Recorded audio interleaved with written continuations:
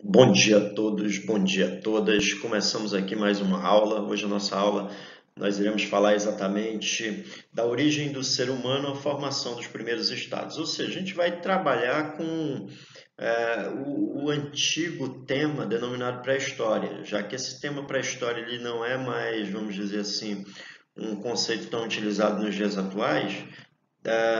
Nós temos aí uma nova temática, que é o da origem dos seres humanos, ou seja, os primeiros seres humanos ali surgindo na Terra, até a formação dos estados, que é basicamente a antiga pré-história. Então vamos lá para aquilo que iremos discutir nesse momento. Adiante.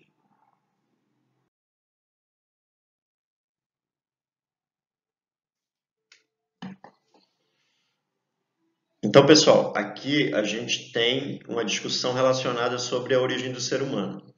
Existem duas explicações importantes sobre a origem dos seres humanos.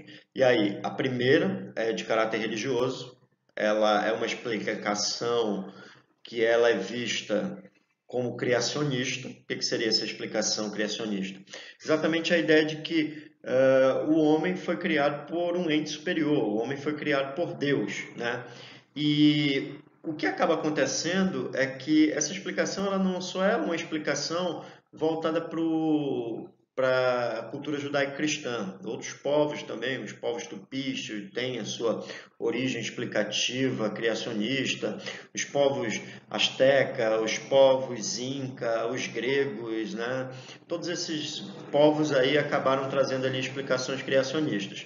Mas é lógico que a que está mais presente em todas as nossas discussões ocidentais é exatamente a explicação judaico-cristã que Deus criou Adão e Eva. E existe a explicação científica. Essa explicação científica ela é conhecida como evolucionismo. Essa explicação ela é feita e é desenvolvida pelo botânico inglês Charles Darwin, que ali pela segunda metade do século XIX acabou desenvolvendo uma teoria, que ele acabou chamando de evolucionismo. E essa teoria diz exatamente que os seres humanos eles surgiram, aliás, os seres em geral surgiram de organismos simples e ao longo dos tempos eles passaram a seres complexos e a partir daí em processos de adaptação e seleção natural foram surgindo os demais seres. E o ser humano ele também passou por esses processos, né? Até que esse ser humano ele teve os seus primeiros indivíduos ali entre o período entre 10 milhões e 7 milhões de anos atrás. Então vamos adiante.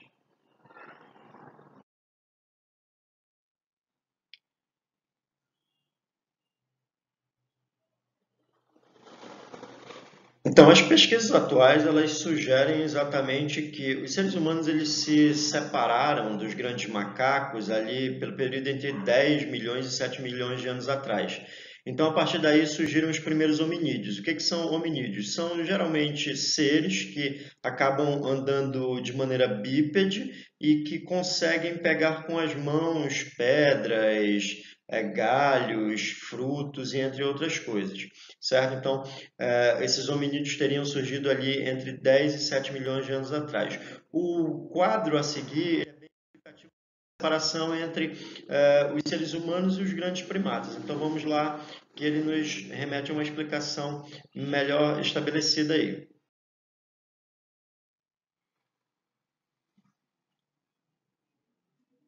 Então, ponto importante aí é exatamente esse. Como nós podemos ver, esse aqui é o ponto de partida, né, entre os homens e os macacos, né, entre os primatas. Então, essa linha aqui, ela acaba sendo aqui o desenvolvimento do chimpanzé, né, e do bonobo, que são dois gêneros ali de primatas.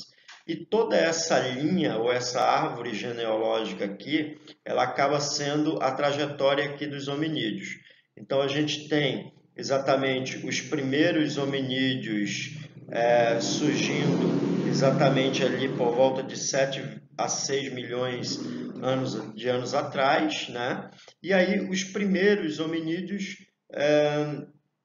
vamos dizer assim, com características bípedes e que acabam ali já utilizando as mãos também. Temos aqui o Australopithecus afarensis, o Australopithecus africanus, o Australopithecus homo habilis, né? O Australopithecus boese, o Australopithecus robustus, e aqui nós já temos uma nova, vamos dizer assim, uma nova ramificação, uma nova evolução, o grupo do Erectus. Então, aqui temos o Homo ergaster, né? E temos aqui o Homo erectus asiático. Esse aqui ele acabou fazendo um processo de migração e se estabelecendo na Ásia. E desse Homo ergaster aqui, que é um Homo erectus, nós temos o Homo sapiens, que é o Homo moderno, e exatamente o Homo de Neandertal, que é um gênero de hominídeo europeu que acabou sendo extinto ali por volta de 27 mil anos atrás. Vamos trabalhar a característica simplificada de alguns grupos desses hominídeos nos quadros adiante. Então vamos lá. Então nós vimos que haviam ali vários tipos de Australopithecus. Aqui a gente vai trabalhar com as características gerais desses hominídeos. Né? Haviam Australopithecus robustos, Australopithecus afarenses, Australopithecus africanos e entre outros. Então, as características aí. Esse Australopithecus ele teria surgido mais ou menos ali 4 mil anos, 4 milhões de anos atrás. Né? Ele teria surgido no sul da África, e ele se subdividiu em várias espécies. Ele era bípede, ele se alimentava de folhas, grãos e frutos. Esse indivíduo ele ainda não tem a capacidade ali de produzir, vamos dizer assim, utensílios. Ele ainda não produz as suas ferramentas. E também ele pode ser considerado um indivíduo carniceiro, ou seja, ele acabava muitas vezes ali se alimentando também de restos de carne que ficavam nos ossos. E ele era muito mais uma presa do que um predador. Agora vamos para o próximo gênero de hominídeo. Então, o próximo gênero de hominídeo, a gente fala exatamente do Homo habilis. Ele teria surgido ali por volta de 2 milhões de anos atrás. Ele tem uma maior capacidade craniana do que o Australopithecus. Ele tem e já possui a habilidade ali de fabricar ferramentas simples, como por exemplo um machadinho de mão, que ele utilizava uma pedra e ele acabava usando nessa pedra de maneira mais pontiaguda ali para fazer raspagem de ossos, né? Que os animais acabavam deixando ali. Ele também ainda não é caçador, ele ainda é muito frágil nas questões relacionadas à caça, ele também é considerado, pode ser considerado uma presa de outros animais, mas ele já se alimenta aqui de vegetais, se alimenta de carne, certo? Então ele já tem algumas habilidades diferentes ali do Australopithecus. Aí vamos agora para o próximo gênero de hominídeo.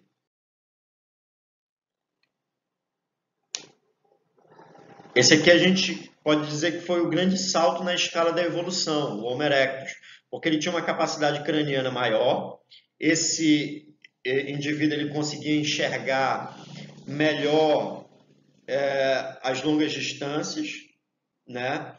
Ele teria surgido na África ali por volta de 1,8 milhões de anos atrás.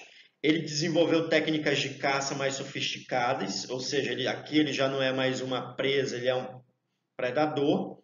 E ele também conseguiu dominar o fogo. Há duas hipóteses aí para ele ter conseguido dominar o fogo. Primeiro, a descoberta do fogo. A primeira hipótese seria exatamente a hipótese de que um raio atingiu uma árvore, gerou ali a combustão, e a partir daí eles entenderam ali que eles poderiam utilizar esse fogo para proteção, para cozinhar e etc. Mas como fazer para fabricar esse fogo? Como manter esse fogo? Alguns elementos da natureza ajudavam, né? Elementos ali que acabavam sendo inflamáveis, e depois eles descobriram que a batida das lascas das pedras na produção de ferramentas também produzia ali e gerava faíscas que poderiam ser utilizadas com aqueles materiais inflamáveis encontrados na natureza, e a partir daí pudessem produzir o fogo. E também depois eles entenderam que friccionar madeiras ou friccionar a madeira também gerava ali calor e, consequentemente, a combustão.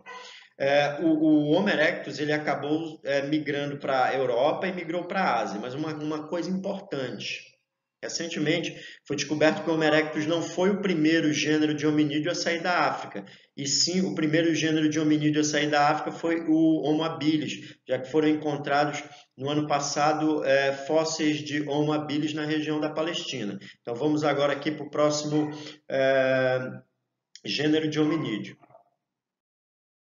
Agora nós vamos falar do próximo gênero de hominídeo, vamos falar do Homo de neanderthalensis ou Homo de Neandertal.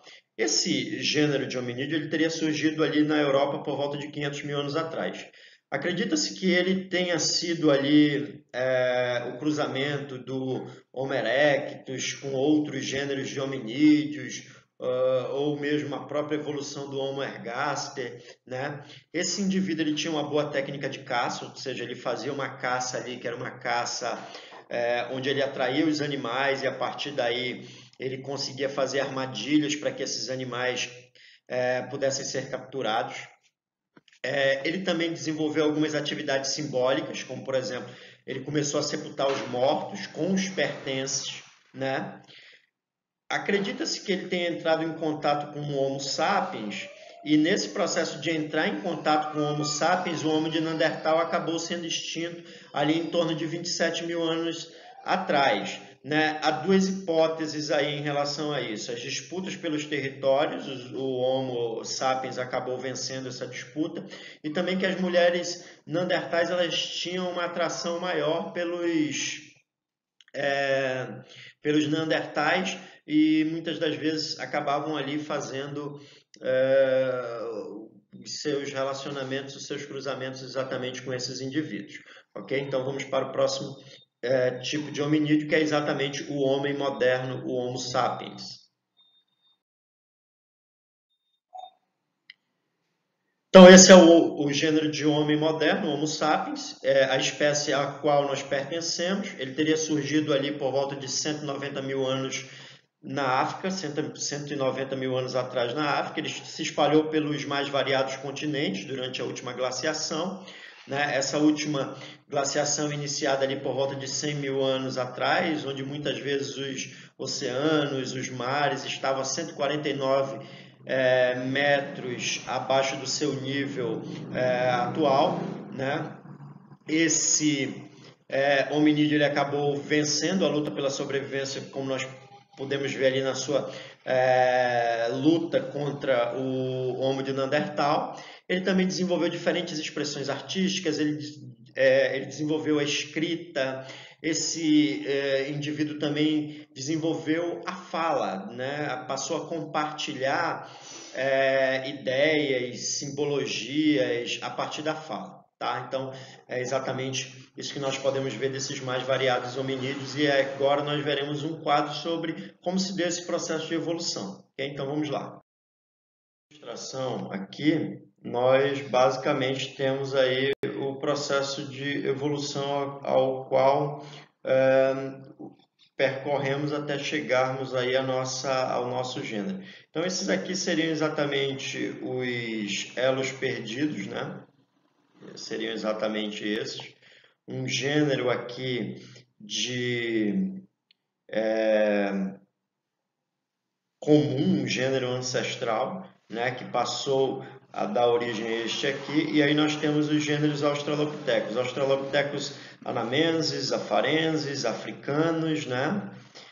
O Australopithecus boésio, o Homo habilis, o Homo erectus, o Homo de Neandertais, o Homem floresiensis e o Homo sapiens. O Homo floresiensis, na verdade, ele é uma espécie de Homo sapiens, né, também. Então, nós teríamos exatamente toda essa trajetória aqui, né? Essa trajetória ali que começou provavelmente ali há uns 10 milhões, uns 10 milhões de anos atrás, tá? Então nós temos exatamente aí essa trajetória. Então vamos agora para o próximo item aqui, onde nós vamos discutir um pouquinho do processo da pré-história, ok? Vamos lá. A gente vai falar agora sobre a denominada pré-história, certo?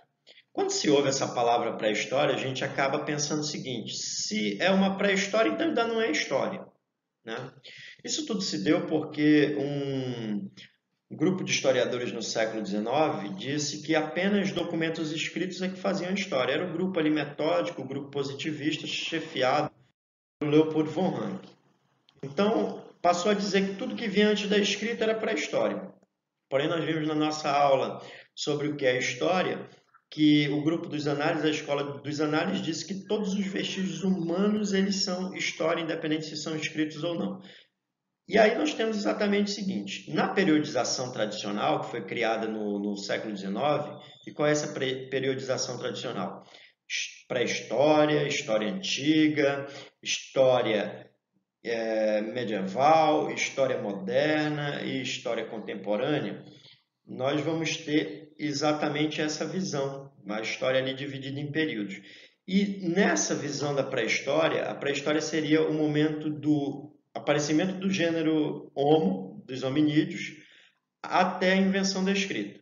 E aí a gente tem que entender que esse termo pré-história, ele é um termo que ele pode ser questionável.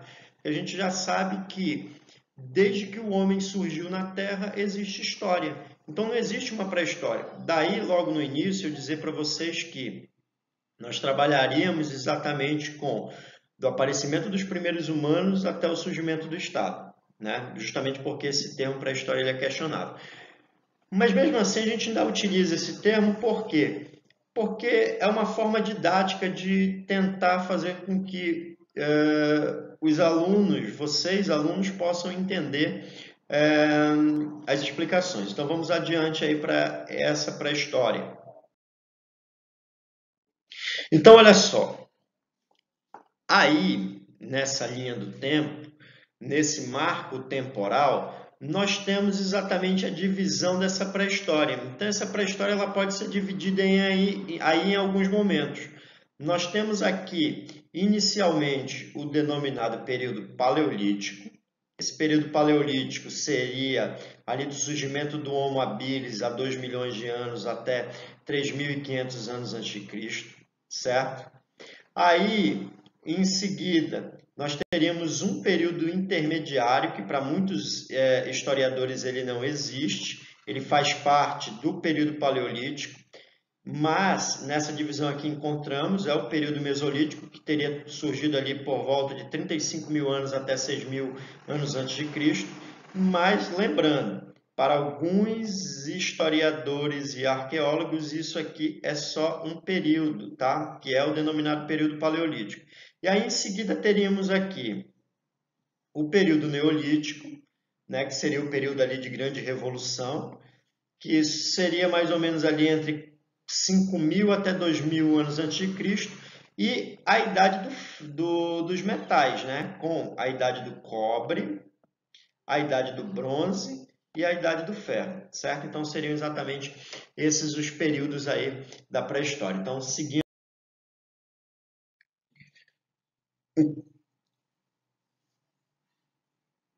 aqui a gente vai falar exatamente das características gerais de cada um. Então vamos lá para o período paleolítico. O período paleolítico é um período que vai de mais ou menos 2,2 milhões de anos atrás até mais ou menos ali 35 mil anos. Então, nesse período, os indivíduos aí, eles eram caçadores, eles eram coletores e nômades. O que seria um povo nômade? É um povo que não se fixa num local por muito tempo.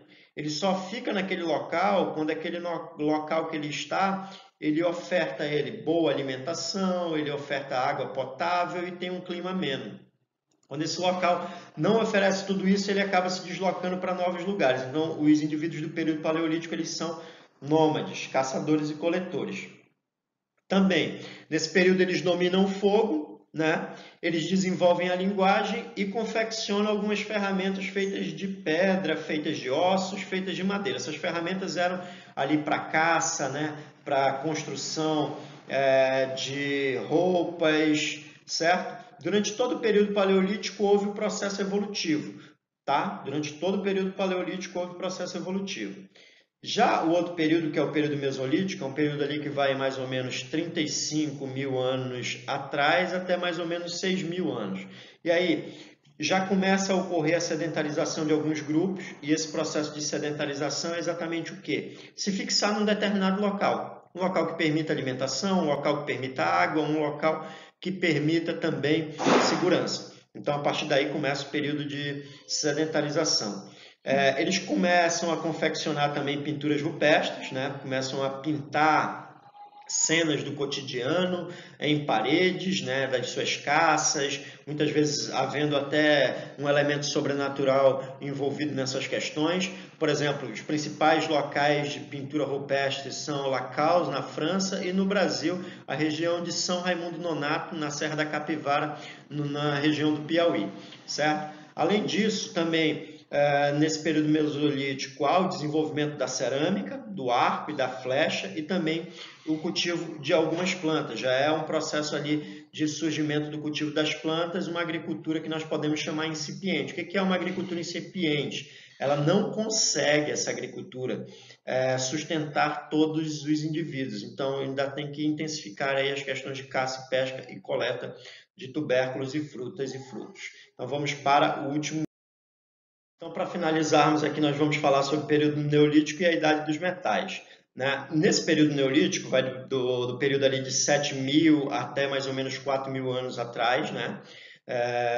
Nesse momento aqui, há o desenvolvimento da agricultura. Essa agricultura ela passa a ser uma agricultura em larga escala, ou seja, para sustentar toda a aldeia ainda sobrando excedente.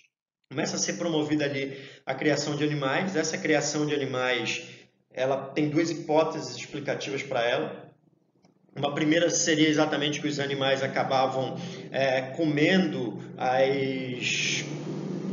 as plantas ali próximas, né? Acabavam se alimentando também de restos de alimentos ali que os humanos acabavam deixando para eles, e eles foram começando a se socializar.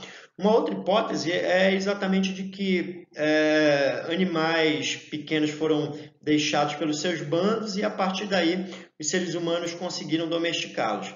Também, nesse período neolítico, acontece ali o processo de manifestações religiosas, já uma religião, vamos dizer assim, em caráter animista, né? Politeísta, os elementos da natureza sendo ali vinculados a divindades, e também desenvolveram artes, e muitas vezes a arte ligada àquelas pinturas nas cavernas, mas também em outras produções, como por exemplo cerâmica, estatuetas, amuletos. Essas estatuetas, inclusive, até para simbolizar determinados deuses, né? Deuses da fertilidade ou deusas da fertilidade, já que a mulher é ligada à agricultura e acredita-se que foi a mulher que criou a agricultura.